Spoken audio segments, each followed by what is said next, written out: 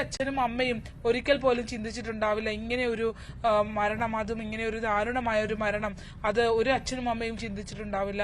ആ ഒരു ആഘാതം, ആ ഒരു വിഷമം എല്ലാവരുടെയും കണ്ണുകളിൽ നമുക്ക് കാണാൻ കഴിയുന്നു, എല്ലാ മുഖങ്ങളിലും നമുക്ക് കാണാൻ കഴിയുന്നു എന്നുള്ളതാണ്. ഇപ്പോഴും ആംബുലൻസ് തിരക്കിൽപ്പെട്ട് മുന്നോട്ടെടുക്കാൻ കഴിയാത്ത ഒരു അവസ്ഥയുണ്ട്. റോഡ് ബ്ലോക്കാണ്. ഏകദേശം 4 കിലോമീറ്ററോളമാണ്, 4 കിലോമീറ്ററിനടുത്താണ് ഈ ശാസ്താംകോട്ട താലൂക്ക് ആശുപത്രിയിൽ നിന്നും കുട്ടി മിഥുൻ പഠിക്കുന്ന തേവലക്കര ബോയ്സ് ഹൈസ്കൂളിലേക്ക് ഉള്ളത്. പക്ഷേ വാഹനം നീങ്ങാൻ കഴിയാത്ത രീതിയിൽ ആളുകൾ പലയിടങ്ങളിലായി കാത്തു നിൽക്കുന്ന എല്ലാവരെയും കാണിച്ചു തന്നെയാണ് പോകുന്നത് എന്നുള്ളതാണ്. അങ്ങനെ ഒരു നാടിന്റെ നോവായി മാറിയ ഒരു കുഞ്ഞ് എന്നുള്ളതാണ്. അങ്ങനെ കാത്തു നിൽക്കുന്ന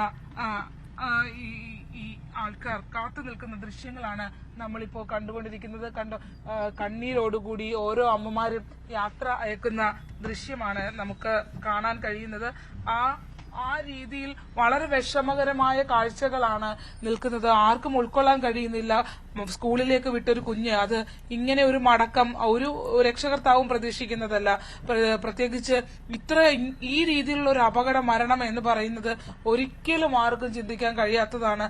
അതുകൊണ്ട് തന്നെ ഞെട്ടലോടുകൂടി തന്നെ ആണ് ഈ മൃതദേഹം കടന്നു പോകുന്ന വഴിയിൽ എല്ലാവരും ഈ സംഭവത്തെ ഉൾക്കൊണ്ടുകൊണ്ട് കാത്തു നിൽക്കുന്നത് എന്നുള്ളതാണ്. അങ്ങനെ ഒരു നാടിന്റെ ഒന്നാകെയുള്ള ഒരു യാത്രയയപ്പ് ഏറ്റുവാങ്ങിയാണ് ആ കുഞ്ഞു ശരീരം ഇപ്പോൾ ഈ പാതയോരം പിന്നിട്ടുകൊണ്ട് മുന്നോട്ട് പോയിക്കൊണ്ടിരിക്കുന്നത്. അത്രമേൽ വിഷമകരമായ സന്ദർഭത്തിലൂടെയാണ് എല്ലാവരും കടന്നു പോകുന്നത്. ഇപ്പൊ മാധ്യമപ്രവർത്തകരായ നമ്മൾക്ക് പോലും ഉൾക്കൊള്ളാൻ കഴിയാത്തത്ര വേദന ഈ സംഭവത്തിലുണ്ട്. നമ്മളെല്ലാവരും രക്ഷകർത്താക്കളും കുട്ടികളുടെ രക്ഷകർത്താക്കളൊക്കെയാണ്. അതുകൊണ്ട് തന്നെ നമുക്ക് പോലും ഉൾക്കൊള്ളാൻ കഴിയാത്ത ഒരു വിഷമകരമായ ആ കുഞ്ഞു മുഖത്തേക്ക് നോക്കാൻ പോലും കഴിയാത്തത്ര വിഷമകരമായ ഒരു അവസ്ഥ ആണ് എന്ന് തന്നെ ഇവിടുത്തെ സാഹചര്യത്തെ പറയാൻ കഴിയും. അതുപോലെ തന്നെ സുജയുടെ കാര്യം ഓർക്കുമ്പോൾ തന്നെ നമുക്കത് വിവരിക്കാൻ പോലും കഴിയാത്തൊരു അവസ്ഥ ഉണ്ട് എന്നുള്ളതാണ് അഭിലാഷ്. ആ അമ്മ എങ്ങനെയാണ് ഇങ്ങോട്ട് വന്നുകൊണ്ടിരിക്കുന്നത്, എങ്ങനെയായിരിക്കും ആ വിമാനത്തിൽ അത്രയും ദൂരം താണ്ടി അവർ ഒറ്റയ്ക്ക് ഇങ്ങനെ ഒരു സംഭവത്തെ അഭിമുഖീകരിച്ചുകൊണ്ട് അത് ഉള്ളിൽ പേർക്കൊണ്ട് അവർ എങ്ങനെയാണ് യാത്ര ചെയ്തതെന്നൊക്കെ ആലോചിക്കുമ്പോൾ പോലും എത്ര വിഷമകരമായ ഒരു സംഭവമായി ഇത് മാറുന്നു എന്നുള്ളത് ആണ്. എയർപോർട്ടിലേക്ക് വന്നിറങ്ങിയ അമ്മയെ നമ്മൾ കണ്ടു. ഇളയ മകനെ ചേർത്ത് പിടിച്ച് കരയുന്ന അമ്മ ഒരുപക്ഷെ മുറുക്കി പിടിക്കുന്നുണ്ടാകും ആ കുഞ്ഞിനെ. അവർ ഈ യാത്രയിലുടനീളമായ ഇളയ കുഞ്ഞിനെ, കാരണം അത്ര പ്രിയപ്പെട്ട ഒരു മകൻ, അവർ ആദ്യമായി കയ്യിൽ ഏറ്റുവാങ്ങിയ ഒരു കുഞ്ഞാണ് അവർക്ക് നഷ്ടപ്പെട്ടിരിക്കുന്നത്. ഒരിക്കലും ഒന്നും കൊണ്ട് നികത്താൻ കഴിയാത്ത അത്ര വിഷമം അവരുടെ ഉള്ളിൽ നിറയ്ക്കുന്ന ഒരു സംഭവമാണ്. ജീവിതകാലം മുഴുവൻ ആ ദുഃഖം ആ രക്ഷകർത്താക്കൾ പേറേണ്ടതായുണ്ട്. അലമുറിയിട്ട് കരയുന്ന അമ്മുമ്മയെ നമ്മൾ കണ്ടു. അവരെ ഏൽപ്പിച്ചിട്ടാണ് സുജ, ആ കുഞ്ഞുങ്ങളെ രണ്ടുപേരെയും അവരെ ഏൽപ്പിച്ചിട്ടാണ് സുജ ഗൾഫിലേക്ക് ഈ വീട്ടുജോലിക്കായി പോയത്. ഗതികെട്ട സാഹചര്യം കൊണ്ട് നിലനിൽപ്പില്ലാത്ത, പിടിച്ചു നിൽക്കാൻ കഴിയാത്ത സാമ്പത്തിക പരാധീനതകൾ കൊണ്ട് ആ അമ്മ പോയത്. അമ്മുമ്മ എന്ത് മറുപടി ആ അമ്മയോട് പറയും എന്നുള്ളതാണ്. അവരെ ഏൽപ്പിച്ചിട്ട് പോയ 2 കുഞ്ഞു മക്കളാണ്. അതിൽ മൂത്ത കുഞ്ഞാണ് ഇങ്ങനെ വരുന്നത് എന്നുള്ളതാണ്. എങ്ങനെയായിരിക്കും അമ്മയും മകളും അഭിമുഖീകരിക്കുക എന്നുള്ളത്, ആ ചോദ്യങ്ങളുമൊക്കെ നമുക്ക് ചിന്തിക്കാൻ പോലും നമുക്ക് കഴിയുന്നില്ല. അത്ര വേദന നമുക്കുണ്ട്. നമുക്ക് മനസ്സിലാകും അതിന്റെ ഒരു ആഴം എത്രമാത്രമാണ് എന്നുള്ളത്. ഓരോ മക്കളുള്ള ഓരോ രക്ഷകർത്താക്കൾക്കും മനസ്സിലാകും ആ വേദന എത്രമാത്രമാണ് എന്നുള്ളത്. അത്രമേൽ ആഴത്തിൽ എല്ലാവരുടെയും ഹൃദയത്തിൽ ഒരു മുറിവ് ഉണ്ടാക്കിക്കൊണ്ടാണ് ആ കുഞ്ഞ് ഇപ്പോൾ കടന്നു പോയിക്കൊണ്ടിരിക്കുന്നത്. വളരെ വിഷമകരമായ ഒരു സാഹചര്യം. പോലീസ് സാഹചര്യങ്ങൾ നിയന്ത്രിക്കാൻ ശ്രമിക്കുന്നുണ്ട്. പരമാവധി വേഗത്തിൽ ഇപ്പോൾ ആ ആംബുലൻസ്, മൃതദേഹം വഹിച്ചുകൊണ്ടുള്ള ആംബുലൻസ് കടത്തിവിടുന്നതിനുള്ള ക്രമീകരണങ്ങൾ ഒരുക്കാൻ ശ്രമിക്കുന്നുണ്ട്. പക്ഷെ അതിനും അപ്പുറത്തേക്ക് കണ്ണുനീർ നിറഞ്ഞ അല്ലെങ്കിൽ മ്ലാനമായ മുഖവുമായി ആളുകൾ ഈ വഴിയോരത്ത് കാത്തു നിൽക്കുന്നു എന്നുള്ളതാണ്. ആർക്കും ഒന്നും പ്രതികരിക്കാൻ കഴിയാത്ത രീതിയിൽ, മിണ്ടാൻ പോലും കഴിയാത്ത രീതിയിൽ നിറഞ്ഞ ദുഃഖം കലർന്ന മുഖവുമായാണ് ആളുകൾ ആ ആംബുലൻസ് കടന്നു പോകുന്ന വഴിയിൽ നോക്കി നിൽക്കുന്നത്. ഓരോ അമ്മമാരും ആ ഒരു വേദനയെ ഉൾക്കൊള്ളുന്നുണ്ട് ഉണ്ട് എന്നുള്ളത്, അല്ലെങ്കിൽ രക്ഷകർത്താക്കൾ അച്ഛന്മാരും ഒക്കെ ഉൾക്കൊള്ളുന്നുണ്ടെന്ന് നമുക്ക് ആ മുഖങ്ങളിൽ നിന്ന് തന്നെ വായിച്ചെടുക്കാൻ കഴിയുന്നു എന്നുള്ളതാണ്.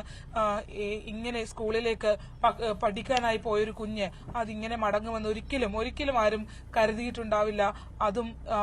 ഇങ്ങനെ ഒരു അപകടം, അത്രമേൽ ദാരുണമായ ഒരു അപകടത്തിൽ അതും അനാസ്ഥ ഉണ്ടായ ഒരു സംഭവം പരിശോധിക്കുമ്പോൾ കുഞ്ഞുങ്ങളുടെ ജീവൻ വെച്ച് കളിക്കുന്ന രീതിയിൽ ഉള്ള ഒരു അനാസ്ഥ അതിനകത്തുണ്ടായി എന്നുള്ളതും എല്ലാവരെയും വിഷമിപ്പിക്കുന്നു. അത്രമേൽ അതിനെ വിമർശനാത്മകമായി നമ്മൾ പരിശോധിക്കേണ്ടതാണെന്നുള്ള ചിന്ത എല്ലാവരുടെയും മനസ്സിൽ ഉണർത്തുകയും ചെയ്ത ഒരു സംഭവമാണ് ഇപ്പൊ ഈ 13 വയസ്സുകാരനായ തേവലക്കര ബോയ്സ് ഹൈസ്കൂളിലെ ഈ മിഥുന്റെ മരണമെന്ന് തന്നെ പറയാം. അവന്റെ രക്ഷകർത്താക്കൾ ഉൾപ്പെടെയുള്ള ആളുകൾ അവനെ കാത്ത് അവിടെ നിൽപ്പുണ്ട്. ബന്ധുക്കളടക്കമുള്ള ആളുകൾ വീട്ടിലുണ്ട്, അച്ഛനുണ്ട്, ഒപ്പം അമ്മയും അനിയനും, കുഞ്ഞനിയനും അമ്മയും ഒരുമിച്ച് ചേർന്ന് ദുഃഖം പങ്കിട്ടുകൊണ്ട് അവര് ഓരോ നിമിഷവും തള്ളി നീക്കി ഇപ്പോൾ അവിടെ നിന്നും എറണാകുളത്ത് നിന്നും കൊല്ലത്തേക്കുള്ള യാത്രയിലാണ്. ഓരോ ഇടങ്ങളിലും അത്ര വിഷമകരമായ ഒരു സാഹചര്യമെന്ന് തന്നെ പറയാൻ കഴിയും. പോലീസ് ക്രമീകരണങ്ങൾ, ആംബുലൻസ് കടന്നു പോകുന്ന വഴിയിൽ ക്രമീകരണങ്ങൾ ഒരുക്കുന്നുണ്ട്. ഒപ്പം തന്നെ തൊട്ട് മറ്റ് ഇടങ്ങളിൽ, അതായത് അമ്മ സുജ വരുന്ന വഴിയിലൊക്കെ തന്നെയും വേഗത്തിൽ ആ വാഹനത്തെ കടത്തിവിടുന്നതിന് വേണ്ടി ഓരോ സ്റ്റേഷനുകളിലും അലർട്ട് സംവിധാനങ്ങൾ കൊടുത്തിട്ടുണ്ട് എന്നുള്ളതാണ് നമുക്ക് അറിയാൻ കഴിഞ്ഞിട്ടുള്ളത്. എത്രയും വേഗം ഒരുപാട് ദീർഘമായ ഒരു യാത്രയായിരിക്കും ഒരുപക്ഷെ ആ അമ്മയുടെ ഈ യാത്ര എന്ന് തന്നെ പറയാം.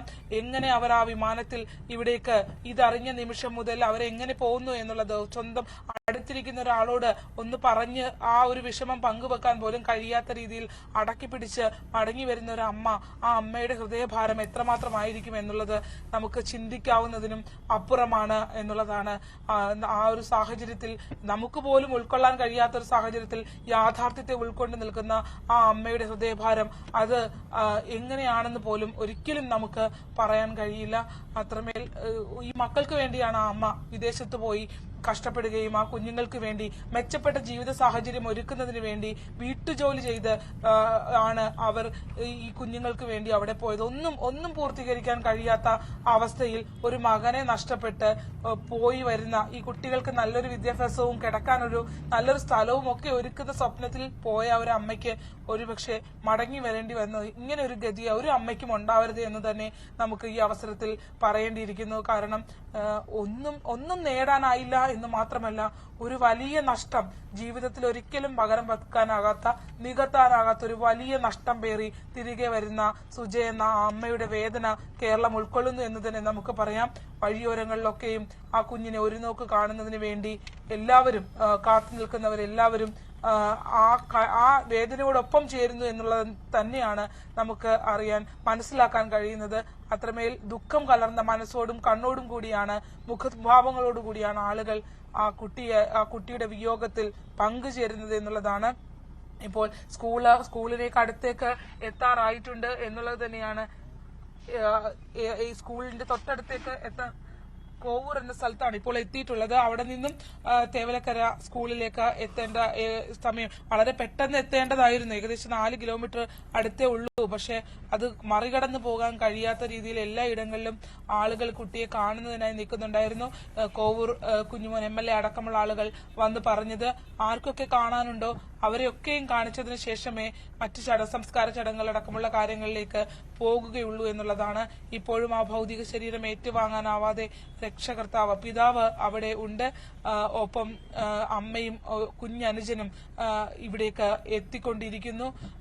12 മണിയോടുകൂടി വീട്ടിലേക്ക് പൊതുദർശനം അവസാനിപ്പിച്ച് മൃതദേഹം കൊണ്ടുപോകാനാകുമെന്നുള്ളതായിരുന്നു കണക്കുകൂട്ടൽ. പക്ഷേ ആ കണക്കുകൂട്ടലുകളെ ആകെ തെറ്റിച്ചുകൊണ്ട് ഇപ്പോൾ ഇങ്ങനെ വഴിയോരങ്ങളിൽ ഒരുപാട് പേരുടെ ആദരാഞ്ജലികൾ ഏറ്റുവാങ്ങി, ഒരുപാട് പേരുടെ പ്രാർത്ഥനകൾ ഏറ്റുവാങ്ങി ആ കുഞ്ഞ് 13 വയസ്സുള്ള നമ്മുടെ കുഞ്ഞുമകൻ അവൻ യാത്ര ഇപ്പോൾ സ്വന്തം സ്കൂളിലേക്ക് ചേതനയേറ്റ ശരീരമായുള്ള യാത്ര തുടരുകയാണ്. അഭിലാഷ്, മിഥുന്റെ മൃതദേഹം വഹിച്ചുകൊണ്ടുള്ള വിലാപയാത്രയാണ്. നേരത്തെ സൂചിപ്പിക്കുന്നത് പോലെ തന്നെ നിരവധി ആളുകൾ വഴിയിലൊന്നടങ്കം അവന് വേണ്ടി കാത്തിരിക്കുന്നു. നമുക്ക് ദൃശ്യങ്ങളിൽ കാണാം. സ്കൂളിൽ നിരവധി ആളുകൾ ഇപ്പോൾ തന്നെ എത്തിയിട്ടുണ്ട്. ആ സ്കൂളും പരിസര പ്രദേശങ്ങളുമെല്ലാം ജനസാഗരമായി മാറിയിരിക്കുന്നു. അപകടത്തിലേക്ക് നയിച്ച ഒരു പക്ഷേ ആ വൈദ്യുതി കമ്പി തന്നെ ആയിരിക്കണം ഇപ്പോൾ 3 ഫേസ് വൈദ്യുതി കമ്പി ആണ് നമുക്ക് ദൃശ്യങ്ങളിലും കാണാൻ സാധിക്കുന്നുണ്ട്. സ്കൂൾ പരിസരത്തു കൂടിയാണ് ആ വൈദ്യുതി ലൈൻ കടന്നു പോകുന്നത് എന്നതാണ് ഏറ്റവും അപകടകരമായ സാഹചര്യം. ബാലാവകാശ കമ്മീഷൻ അവിടെ നിന്ന് ആ 3 ഫേസ് ലൈൻ മാറ്റി സ്ഥാപിക്കണം എന്ന് ആവശ്യപ്പെട്ടിട്ടുണ്ട്. ഇന്ന് തന്നെ അതിൽ നടപടി ഉണ്ടാകും എന്നാണ് നമുക്ക് മനസ്സിലാക്കാൻ സാധിക്കുന്നത്. അപ്പോൾ ഒരു സംവിധാനം വിചാരിച്ചാൽ ഇത്രമേൽ വേഗത്തിൽ മാറ്റാവുന്ന ഒന്നായിരുന്നു അവിടം.